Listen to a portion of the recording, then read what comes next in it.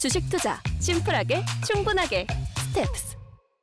투자자의 입장에서 빠르고 정확한 시황을 전달드릴 최경진의 퀵 시황입니다. 오늘 국내 시장은 매우 실망스러운 모습입니다. 계속 반복되고 있는데 오늘은 어떠셨나요?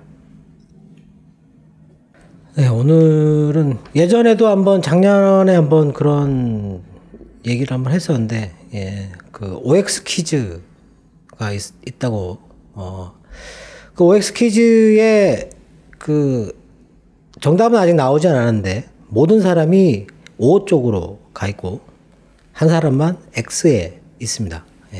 정답이 나오지는 않았습니다. 그런데 O에 있는 사람들이 전부 다 X에 있는 사람을 손가락질하고 뭐라고 얘기는 하는데 들리지는 않네요. 네, 오늘도 바로 질문 드리겠습니다. 해외 시장은 대체로 계속 상승하고 있는데 국내 시장은 오늘도 많이 부진했습니다. 완전히 소외되는 것일까요? 오늘 흐름을 보면은 다들 느끼지 않을까 싶은데요. 네. 질문에도 그런 말씀이 있었는데, 이렇게 기조가 바뀌었느냐, 이렇게, 물어보셨는데, 제 기조는 바뀌지 않았습니다. 네. 일단, 연준이 금리가 결정되고 나서 그 태도를 보고 우리나라 시장 전체가 올라가는 거는 이제 조금 어려워질 것 같다라고 말씀을 드렸잖아요. 그리고 이제 개별적으로 특화된 산업 부분, 주식별로 올라갈 수 있는 거는 여전히 올라갈 수 있다. 이렇게 생각하는데 시장 전체가 올라가는 데에서는 부정적이다. 지금 우리 시장 흐름이 그걸 말해주고 있는 것 같은데 우리 시장에서 지금 외국인이 주식을 안 사고 있어요. 계속. 그래서 선물을 계속 팔고 있습니다. 지금. 이렇게 될 리가 없죠. 공포의 벽을 타고 주가는 오른다. 이렇게 말씀도 있는데, 원래 이제 금리가 인상이 되면 제가 예전에도 말씀드렸지만 1987년도 이후부터는 거의 대부분 그랬어요. 그러니까 금리가 올라갈 때 주가가 강하게 올라가게 되어 있습니다. 원래는 그렇고 그걸 이제 많은 사람들이 다 알고 있잖아요. 그런데도 불구하고 이번에는 다르다라는 거죠. 이번에는. 그리고 작년에 제가 한번 말씀을 드렸는데 미국 연준이 금리를 최대한 안 올릴 거라고, 계속 안 올릴 거라고, 저는 올해도 안 올릴 거라고 원래 생각을 했었어요. 그랬는데 한번 올리면 아주 가파르게 올릴 거다라고 말씀을 드렸었는데 기억이 나시는지 모르겠습니다. 물론 전쟁을 제가 예측해가지고 그런 생각을 한 건 아니고 안 올리다 나중에 올릴 때는 그때는 상당히 공격적으로 올릴 것이다. 근데 지금 이제 그런 상황인 거죠. 그렇게 되면 미국을 제외한 다른 나라들은 거의 대부분 올라가기가 어려워요. 상당히 공격적으로 올릴 경우에. 거기다가 지금 이제 자산 축소까지 한다 그러면 사실 시장 전체를 크게 기대하기는 좀 어렵지 않겠나. 우리나라도 지금 이평선 밑에 내려와 있으니까 이평선 어느 정도 선까지 지금 현재는 2800, 2900선 정도가 무난하지 않을까라고 기대를 했는데 그마저도 지금은 현재 비관적으로 봐야 되지 않을까 하는 생각입니다. 그래서 지금 오늘 10시가 조금 넘어서부터 그 외국인이 코스피에서 매도를 시작을 했는데 일직선으로, 시장 흐름은 그렇지 않았는데 외국인의 매도는 일직선으로 이렇게 45도 각도로 이렇게 매도를 해야 할 이유가 있습니까, 지금? 우리나라 시장에서? 근데 우리나라 시장에서는 있는 것 같아요. 제가 볼 때는. 왜냐하면 지금은 정치 외교적으로 아주 중요한 시기거든요. 근데 우리나라, 물론 대만에 대한 얘기를 많이 하고 있는데 우리나라도 그 범주에 포함이 되어 있는 게 아닌가. 최근에 이제 북한이 방사포도 쏘고 미사일도 쏘고 하니까 그런 데 대한 우려도 좀 있는 것 같고 정치 외교적으로 우리나라가 아주 중요한 위치에 있는데 혹시라도 잘못된 판단을 했을 경우에 그런 지정학적 위기가 커질 수 있다. 이런 우려가 외국인들한테 작용할 수도 있는 거거든요. 지금 현재로서는.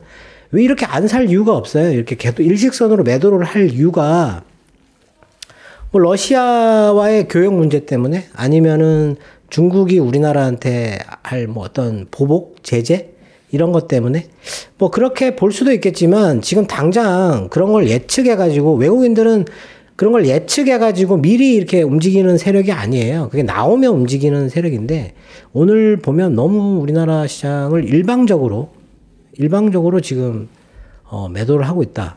좀 안타까운 부분이죠. 오늘 뭐 일본도 오르고 대만도 오르고 중국도 오늘 금리 동결하고 나서 살짝 빠졌다가 다 올라왔어요 또. 예, 다 올라왔는데 일단 지금 현재 국제 정세에서 어디에 있느냐가 지금 엄청 중요한데 어디가 좋은 위치다라고 판단하기가 상당히 어렵다. 예. 그래서 지금 우리나라가 더 그러지 않을까 싶습니다. 근데 대만보다는 우리나라가 더 선진화되어 있고 그리고 우리나라가 군사 강국이에요. 우리나라도. 예. 그래서 그런 게 아닐까 싶기도 하고 우리나라의 위치가 지정학적으로 지금처럼 이렇게 외국인들이 위험하게 평가한 적은 없었던 것 같다라고 생각됩니다. 네. 하여튼 뭐 지금은 안 좋다라고 보시면 될 것 같고요. 뭐 지난주에 그 미국 시장 또 올랐잖아요. 네. 또 이렇게 계속 올랐어요. 이렇게 그냥 일직선으로. 또 미국 시장은. 네. 계속 올라가는 겁니다. 그냥. 근데 미국 같은 경우는 그렇게, 금리를 올리고 하면 안 좋죠. 근데 돈을 많이 풀어놓고 임금을 많이 끌어올려 놨잖아요. 이미 임금을 많이 끌어올려 놨기 때문에 인플레이션이나 이 금리 올라가는 거에 대한 충격을 어느 정도까지는 흡수할 수 있어요. 근데 그러지 못한 나라들 있잖아요. 네.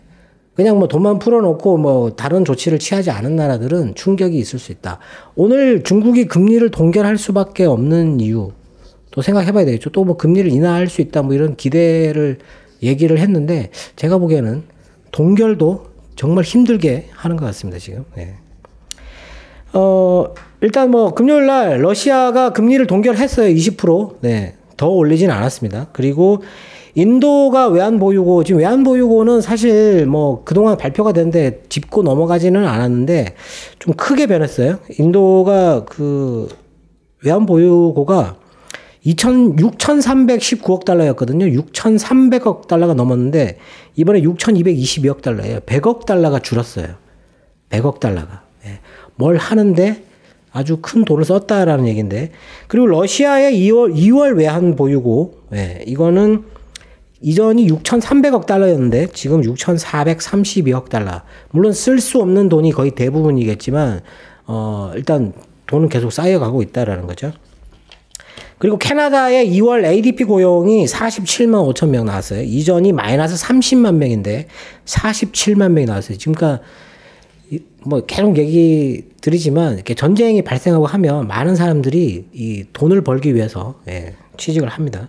신규 주택 판매 같은 경우 캐나다가 월간으로 1.1%가 증가를 했다. 미국의 2월 기존 주택 판매는 602만 채, 이게 이전이 649만 채였는데 월간으로 마이너스 7.2%나 감소를 했어요. 네. 근데 그 미국 지금 부동산 신탁 지수 제가 말씀을 드렸잖아요. 그게 거의 이제 이평선에 딱 붙었어요, 이제. 예. 469 정도. 예. 그거 480 뚫고 올라가게 되면 추세가 상승 쪽으로 바뀐다고 말씀을 드렸는데 하여튼 그 추세는 괜찮다. 금리가 오르고 해서 지금 모기지 대출 건수도 줄어들고 뭐 그렇긴 한데 부동산 시장은 제가 볼 땐 그렇게 나쁘지 않은 것 같습니다. 미국 시장 같은 경우는. 그리고 2월 컨퍼런스 보드 경기 선행 지수는 월간으로 0.3%, 이전이 마이너스 0.5%였고 전망하고 동일하게 나왔습니다. 그리고 뭐 오일 장비 채굴수 이거는 뭐 지난달과 동일하게, 지난주와 동일하게 나왔고, 오늘 금리, 중국의 금리는 1년 대출 금리가 3.7, 5년짜리가 4.6 동결을 했어요. 네. 근데 미국이 만일에 금리를 빠르게 올린다 그러면 중국이 금리를 인하를 하기가 상당히 어렵습니다. 예. 인상을 해야 될 수도 있어요. 근데 지금 안 좋잖아요, 경기가. 중국 경기가 안 좋은데 금리를 더 이상 인하를 못 한다 그러면 다른 방법을 찾아야 되거든요. 돈을 더 풀 수 있는 그런 어떤 규제를 완화하는 그런 쪽으로 가야 되지 않을까 싶은데, 뭐 저보다 뭐 똑똑한 사람들이 많으니까 뭐 그렇게 하겠죠. 예. 그리고 블라드 그 연준 총재가 계속 공격적인 발언을 하는데, 이 사람이 12번 금리를 올릴 그런 정도의 금리까지 올려야 된다고 얘기를 했어요. 12번. 예. 3%가 넘는 금리거든요. 예. 지금 아주 계속 강하게 주장하고 있어요, 이 사람이. 예. 이 사람이 왜 이런 주장을 하는지 한번 생각을 해봐야 되는데, 이 사람 미친 사람이 아니거든요. 이 사람은 천재라고, 예, 많이들 평가를 하는 사람인데 이렇게 얘기하는 이유가 있을 것 같아요. 제가 볼 때는. 이게 한두 번도 아니고 지금 거의 한 달 넘게 계속 이렇게 얘기를 하는데 아마 연준이 어느 정도 감안을 해야 되고 미리 연준이 지금 5월 달에 0.5%를 금리를 올릴 수도 있다라는 그 확률이 32%에서 43%로 올랐어요. 금리를 더 빠르게 올릴 가능성도 있다. 상당히 공격적으로 되면 전 세계 유동성에 큰 변화가 발생하거든요. 그리고 미 국무장관이 중국이 러시아에 군사 지원을 하는 징후를 포착을 한 것 같아요. 강하게 경고를 했어요. 근데 그 바이든하고 시진핑이 화상으로 정상회담을 했는데, 정상회담 뉴스를 여태까지 한번 쭉쭉쭉 보시면 이번에는 중국이 약간 다르다라는 생각이 듭니다. 중국이 뭔가, 좀 강경하다. 그리고 뭔가 할 것 같다. 뭔가 어떤 짓을 할 것 같다. 그런 생각이 들어요. 바이든 같은 경우는 러시아에 지원하는 거에 대해서 계속 경고를 했고, 시진핑은 대만에 대해서 자꾸 얘기를 했어요. 대만을 자꾸 건드리면 너희는 진짜 큰일 난다. 이런 식으로 자꾸 서로 양쪽에서 경고를 했거든요. 근데 뉘앙스가 조금 중국의 태도가 상당히 강경해졌다라고, 뭔가 불안할 정도의 그런 느낌이 들었어요. 그리고 푸틴이 독일 총리에게 우크라이나가 그 비현실적인 제안을 해가지고 평화협상을 지연시키고 있다라고 주장을 했어요. 이 사람 크림반도 병화 8주년 기념행사에 1,600만 원짜리 패딩을 입고 나와가지고 연설을 했죠. 20만 명을 동원했다고 하는데 동원했을 수도 있고 푸틴을 지지하는 사람들이 자기 자발적으로 왔을 수도 있겠죠. 근데 참 이게 이 사람은 어떻게 이 사람을 화성으로 보내자는 그런 운동도 있던데 하여튼 좀 어디로 보내야 되지 않을까 싶습니다. 그리고 독일하고 네덜란드가 슬로바키아에 패트리어트 미사일 방어 체계를 지원하겠다라고 얘기를 했는데 지금 이제 중요한 변화가 생겼어요. 러시아의 지금 전쟁이 킨잘이라고 하는 극초음속 미사일을 사용을 했습니다. 그것도 이번에 오늘 나온 뉴스에서는 카스피해 함대에서 발사를 했어요. 흑해가 아니고 카스피해, 여기 흑해가 있으면 옆에 카스피해가 있거든요. 거기에 러시아 함대가 있는데 거기 배에서 발사를 했어요. 순항 미사일인데 거기에서 지금 우크라이나까지 거리가 950km예요. 미사일을 950km, 그것도 이렇게 가는 미사일이 아니고 지상으로 이렇게 날아가는 미사일을 쐈다는 거죠. 그것도 극초음속, 시속 6,500km의 미사일을 쐈다라는 얘기입니다. 물론 전쟁이 나면 이렇게 군사 강국들은 자기의 신무기를 테스트를 해보고 싶어 하거든요. 근데 지금 이 미사일을 사용한 거는 제가 보기에는 이제 러시아가 대안이 없으니까 이게 자꾸 이런 무기를 갖다 쓰는 거죠. 이제 킨잘 쓰고 이제 이스칸데르라고 하는 미사일까지 동원을 하면 그 다음에는 이제 정말 위험해지는 무기까지 나올 수 있다라는 거죠. 이게 안 좋은 거거든요. 하여튼 좀 우울한 뉴스다. 그리고 우크라이나가 중립국 지위 그거랑 나토 불가입 입장차를 러시아와 축소를 했다. 근데 탈군사화하고 탈나치화 여기에 대해서는 입장차를 좁히지 못했다라고 얘기를 했어요. 일단 러시아는 지금 현재 친서방 세력, 집권 세력을 아예 바꿔야 된다라고 얘기를 하고 있거든요. 근데 그건 사실 좀 어렵지 않을까 싶기도 한데 이게 무리한 요구를 지금 우크라이나가 하는 게 아니고 러시아가 하고 있는 거잖아요. 하여튼 지금 협상이 제대로 안 되고 있다. 해적이다라고 얘기를 계속 하고 있는데 하여튼 안 좋다. 그리고 러시아가 킨잘이라는 미사일을 어디에다가 쐈냐면 우크라이나가 지금 서방에서 군사 지원품을 많이 받고 있잖아요. 무기하고 여러 가지를 받고 있는데 그 저장소 그런 거를 다 부수고 있다라는 거죠. 오늘 쏜 거는 유류 저장소를 폭파시켰다고. 러시아가 오늘 발표하기로는 89개 군사 시설을 부셨다 이렇게 얘기를 했거든요. 미사일 89개를 쐈다라는 얘기겠죠. 자기 주장대로 한다면. 그리고 유럽연합은 중국이 러시아에 군사 지원을 하고 있다. 지금 하는 것처럼 보이는 그런 증거를 확보를 했다고 얘기를 했어요. 예. 유럽연합에서 알고 있다. 이렇게 얘기를 했거든요. 근데 그 미국 주중 대사, 예. 미국에 있는 중국 대사가 TV 인터뷰에 나와가지고 우리 자기들은 군사 지원품을 뭐 이렇게 지원해줄 생각이 없다. 뭐 줬냐 하니까 침낭, 분유 이런 거 줬다고 얘기했어요. 예. 이게 말이 되는 얘기인가요? 참 이건 너무 우습게 하는 거죠. 지금 중국의 태도가 뭔가 좀 우습게 하는 듯한 그런 얘기를 하고 있어요. 말도 안 되는. 그 우크라이나의 그 부총리인가요? 엄청나게 강하게 비난을 했어요. 네, 침낭, 분유 이런 얘기를 하니까. 설마 그런 걸 줬겠습니까? 예. 그리고 우크라이나 대통령이 우크라이나 내에 친러 정당 11개 활동을 제한했다. 뭐 이렇게 얘기를 했는데 지금 러시아는 돈바스 지역에 뭐 대량 학살을 막기 위해서 이번에 침공을 한 거다. 뭐 이런 식으로도 얘기를 하고 있죠. 예. 그리고 그 유럽이 핵 사고 지금 이제 그 원자력 발전소를 미사일을 쏘는 바람에 핵 사고 아니면은 그 핵무기를 쏠 경우를 대비해 가지고 요오드 약을 비축을 해야 된다라는 식으로 동료를 검토하고 있다 이런 식으로 얘기를 했어요. 그래서 지금 핀란드하고 벨기에 쪽에서 이 요오드 약을 거의 뭐 집중해서 사고 있어요. 주민들이 하루에 뭐 3만 개 이상 팔렸다고 하는 얘기도 있고 아마존에 지금 그 약이 $30 하던 게 지금 $70까지 가격이 치솟았다. 이 요오드 약이 피폭 됐을 때 그때 이 방사능을 배출하는 그런 효과를 갖고 있기 때문에 아마 이거 뭐 그런 동료가 나온다 그러면 시장이 좀 많이 빠지지 않을까 싶기도 하거든요. 예, 핵무기나 어떤 핵에 대한 어떤 그런 위험이 상당히 고조됐다라고 유럽 지도부들이 평가할 가능성이 있다라는 거죠. 예. 좀 위험한 뉴스고 하여튼 뭐 이런 얘기가 있고 그리고 시리아에서 그 이 전쟁에 용병을 모집하고 있는데 4만 명이 지원했다고 했어요. 지금 시리아 같은 경우는 내전 때문에 거의 국토가 초토화된 상태거든요. 그래서 뭐 사람들이 먹고 살 게 없기 때문에 이 지원을 받으니까 엄청나게 많은 사람이 지원을 했다. 그리고 150명이 이미 러시아로 갔다고 얘기를 했어요.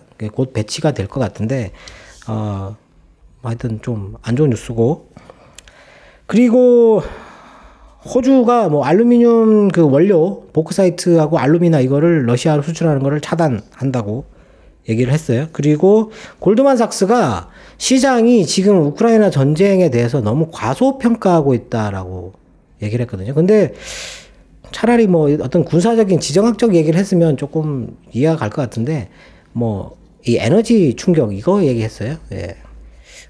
에너지 충격은 뭐 제가 이거보다는 오늘 그 나온 뉴스 중에 그 예멘 후티 반군이 사우디의 그 석유 시설을 또 공격을 했거든요. 이번에는 상당히 많은 시설을 공격을 했어요. LNG하고 뭐 석유 시설하고 뭐 여러 곳을 공격을 했는데 지금 사우디는 뭐 피해는 없었다라고 뭐 물적 피해만 조금 있고 인적 피해는 없었다라고 얘기를 했는데 미국이 이 후티 반군을 테러 단체로 지정을 했다가 그거를 해제를 했다라는 거죠. 예.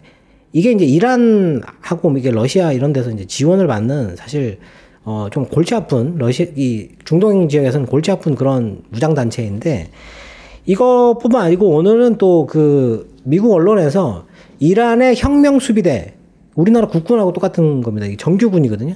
근데 이거를 미국이 원래 이란 그 테러 조직 단체로 지정을 했었거든요. 근데 그거를 해제할 수 있다라는 식으로 보도가 나왔어요. 거기에 뭐 이스라엘이 발끈했습니다. 그 절대 해제하면 안 된다라는 식으로. 예. 중동이 지금 화약고가 되어가고 있는 듯한. 예. 이게 지금 오히려 이런 그 지금 중동 지역에서 지금 뭔가 이 변화가 오히려 지금 유가에 제가 볼 때는 더 안 좋다라고 보여지고 이게 전쟁이 한번 발생을 하게 되면 다른 지역으로 이게 퍼질 가능성이 있거든요. 그게 지금 이제 자꾸 대만 얘기를 하는데 사실 대만을 중국이 이렇게 만약에 침공을 한다 그러면 세계 전쟁이 되는 건데 뭐 2차 대전 때도 독일이 침공하니까 일본도 뭐 이렇게 침공하고 뭐 이렇게 가는 거잖아요. 네. 그 어떤 그 타이밍을 노리는 거죠. 예. 타이밍을 노리는데 그렇게 되면 전 세계 친러 성향의 어떤 그런 나라들이나 그런 단체들이 동시다발적으로 전쟁을 일으킬 가능성이 있다. 근데 그거를 과연 막을 수 있느냐? 예. 비관적으로 보면 뭐 그렇게까지 생각을 하는데 뭐 일단 사실 그런 거는 생각을 안 하고 있어야 되거든요. 예. 근데 그거는 지금 생각할 단계는 아닌 것 같고 하여튼 이 지금 중동 지역에서 이런 변화들 이란과 이스라엘이 사실 지금 중동의 변화에 대해서 가만히 안 있을 것 같은데 하여튼 뭐 이런 것들이 지금 유가를 단기간에 지금 우크라이나 전쟁으로 뭐 이렇게 유가가 지금 움직이는 것보다는 이런 것도 지금 현재 문제가 되고 있다라는 거죠. 예. 이런 거를 생각하면 지금 사실 우리나라 시장이 하락하는 거는 이해가 가거든요. 가는데 다른 시장은 올라가고 있지 않습니까? 다 올라갔어요. 다 올라갔는데 우리만 빠졌거든요. 예. 그러면 우리나라를 외국인들이 왜 이렇게 안 좋게 보느냐 하는 거죠. 거기에 대해서 한번 생각해 볼 필요가 있습니다. 분명히 지정학적 요인이지 않을까 싶거든요. 네. 미국은 금요일 선물 옵션 만기일에 상승했습니다. 시장의 방향이 상승 쪽으로 가닥을 잡는 건가 싶었는데요. 우리 시장은 힘든 걸까요? 네, 일단 뭐 미국은 여태까지 그 선물 옵션 세 번째 금요일 선물 옵션 만기 날 많이 빠졌어요. 많이 빠지다가 이번에는 올랐거든요. 예, 그러면 이제 추세가 바뀐다라고 보면 될 것 같고 미국 주식을 사야 될 타이밍인지 뭐 이렇게 댓글에도 있으셨는데 제가 말씀드렸지만 지금은 미국 주식밖에 살 게 없다고 생각하거든요.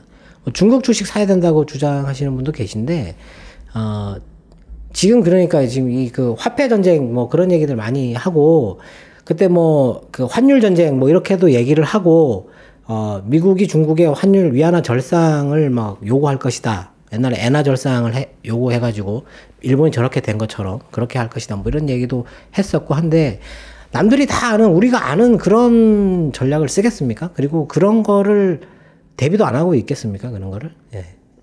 그런 거는 좀 그렇고. 근데 이제 이런 화폐 전쟁을 했을 때 달러와 위안화가 붙었을 때 지금 많은 사람들이 위안화가 이길 수도 있다.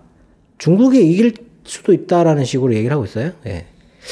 저는 이렇게 가망이 없다고 생각하는데 달러가 압도적으로 이기게 돼 있다라고 생각하거든요. 다만 이제 그게 엄청나게 큰 파란을 일으킬 가능성이 있는데 아직 그 정도까지는 아니에요. 지금 현재. 예. 지금 군사적으로 지정학적으로만 공격해가지고는 지금 현재 현대전에서는 이기기가 어려워요. 그래서 러시아를 그냥 경제로 아예 그냥 봉쇄를 해버리는 거지 않습니까? 돈이 없으면 전쟁을 할 수가 없어요. 지금 무기를 만들고 생산하고 이렇게 할 수가 없으니까 그걸 차단시켜버리는 건데 거기에 가장 큰 무기가 미국의 이 금리 인상이거든요. 예. 이게 이렇게 되면 전 세계에 돌고 있는 그 많은 돈들, 그 돈들의 흐름에 큰 변화가 생길 수 있다. 그게 이제 5월달, 지금 현재, 이 다음 그 연준의 회의가 5월 3일, 5월 5월 4일이라고 보면 되는데, 그때 이제 무슨 얘기가 나오느냐. 지금 현재 그 유가가 올라가지고 물가 때문에 자꾸 금리를 올린다라고 얘기를 하잖아요. 물론 이제 물가라는 거는 화폐 가치의 하락이니까 그걸 막아야 되는 거죠. 달러 가치가 떨어지는 걸 막아야 되는 거잖아요. 표면적으로는 그런 얘기를 하고 있는데, 과연 지금 이런 전쟁으로 인한 어떤 그런 지정학적 불안 요인으로 인해서 유가가 뛰어서 물가가 더 추가로 상승한 거에 대해서 연준이 금리를 올린다고 그게 과연 해결될 수 있느냐. 그런데도 불구하고 연준이 지금 이 블라드라고 하는 사람이 3%까지 금리를 올려야 된다라고 하는 이런 주장을 하고 있는. 지금 현재 미국의 중립금리는 1.25에서 1.5% 정도로 평가를 하고 있는데 그보다 배로 올린다라는 얘기인데 지금 미국 국민들에게 자꾸 그런 얘기를 하고 있어요. 지금 유가가 러시아 때문에 많이 올랐는데 거기에 고통해서 견뎌야 된다 자꾸 얘기를 하고 있어요. 네. 사람들이 이제 자꾸 푸틴을 지목을 하면서 이게 주범이라고 얘기를 하면서 이제 견디기 시작하는 거죠. 얼마나 견딜 수 있느냐. 좀 긴 시간을, 연준이 얘기했잖아요. 긴 시간이 걸릴 것 같다. 예. 그런 게 위험인데, 지금 시장이 쉽게 올라갈 수 있다고 말씀드렸잖아요. 쉽게 올라가고 있잖아요. 지금 4일 연속, 뭐, 전쟁 뭐 이런 얘기도 나오고 있는데 계속 올라가고 있잖아요. 근데 이제 제가 이평선에 쉽게 올라갈 수 있다고 했는데 그게 이제 다우존스 같은 경우는 지금 35,000포인트인가요? 거의 다 왔어요. 그리고 S&P 500은 4,500이라고 제가 말씀드렸는데 지금 4,460 정도까지 올라왔고 나스닥만 아직 여유가 한 500포인트 정도 더 여유가 있는 것 같은데 올라갈 거라고 보는 거죠. 그 이평선대에 진입을 했을 때 아마 뭔가 보통 뭐 이렇게 꼭 그렇지는 않은데 항상 보면은 이 기술적인 조정이 발생할 때 이평선에 딱 부딪히면 무슨 사건이 터지는 그런 경우가 뭐 짠 듯이 그렇게 나오는 경우가 있어요. 네. 그렇기 때문에 뭐 그때 되면은 일단 조정이 또 잠시 있지 않을까 싶기도 한데 5월 3일, 4일까지는 일단 시장은 우상향 쪽으로 갈 가능성이 있다. 대신에 지금 러시아가 킨자를 동원을 했는데 다른 무기를 동원할 경우 그리고 중국이 러시아를 지원을 실제로 군사적으로 뭔가 핵심적인 자원을 지원을 할 경우 발생할 수 있는 일 그것도 지금 현재는 시장에서 악재거든요. 그 두 가지 악재에 대해서는 생각을 하고 있어야 돼요. 만약에 그게 나오면 일단 지금으로서는 위험을 조금 줄이는 게 좋습니다. 뭐 조금 견뎌야 된다 이렇게 보기보다는 지금은 살짝 줄이면서 일단 눈치를 좀 보는 게 떨어지면 사야 되거든요. 예, 올라가는 걸 따라서 계속 사면 안 되거든 지금은. 예. 하여튼 그런 식으로 대응을 하는 게 좋을 것 같다. 그리고 지지난 그 댓글에 애경케미칼 물어보셨는데 애경케미칼 저도 뭐 투자를 예전에 작년에 제가 좋다고 말씀드려가지고 실적이 이번에 4분기 실적이 안 좋아요. 근데 작년 1분기 실적은 상당히 좋았거든. 1년 실적은 상당히 좋았어요. 근데 제가 보기에는 이수화학도 실적이 좋았어요. 이게 비슷한 섹터거든요. 예. 세제 뭐 이거 그런 거 비누 뭐 이런 거 만드는 원래 회사들이니까. 근데 이 회사들의 실적은 좋으니까 일단 견디면 된다라고 생각하고 가져가는 게 낫지 않을까 싶고 오늘 그 독일이 카타르와 장기 에너지 협약을 맺었다고 얘기를 했어요. 뭐 독일 같은 경우는 지금 LNG 터미널을 먼저 건설을 해야 되는데 하여튼 지금 그런 쪽으로 독일은 발빠르게 움직이고 있다고 얘기를 했고 그리고 오늘 그 포르쉐가 애플과 그 합작 논의를 했다라는 식으로 얘기를 했는데 이게 자동차 쪽이 아닌가 이런 얘기가 있어요. 네. 하여튼 뭐 섹터별로 특정 어떤 그런 산업에서는 지금 호재가 있거든요. 예, 그런 쪽으로만 지금 보고 투자를 하는 게 맞다. 근데 지금은 우리나라 시장만큼은 조금 경계를 할 이유가 있다라고 생각됩니다. 네. 네. 오늘도 투자자분들의 궁금증이 해소되었길 바라겠습니다. 네, 우리나라가 원래 그 지정학적 리스크 때문에 디스카운트가 아주 심한 나라이거든요. 네, 근데 지금 현재 외국인들이 이런 상황에서 우리나라 주식을 안 산다라는 얘기는 부정적인 의견이 있다라는 겁니다. 분명하게. 예. 그게 단순히 중국에 수출을 많이 해서 그렇다라는 건 아닙니다. 지금 현재 제가 보기에는 지정학적 요인 때문이지 않을까 싶거든요. 예. 아주 중요한 시기입니다. 지금까지 최경진의 퀵시황이었습니다. 감사합니다.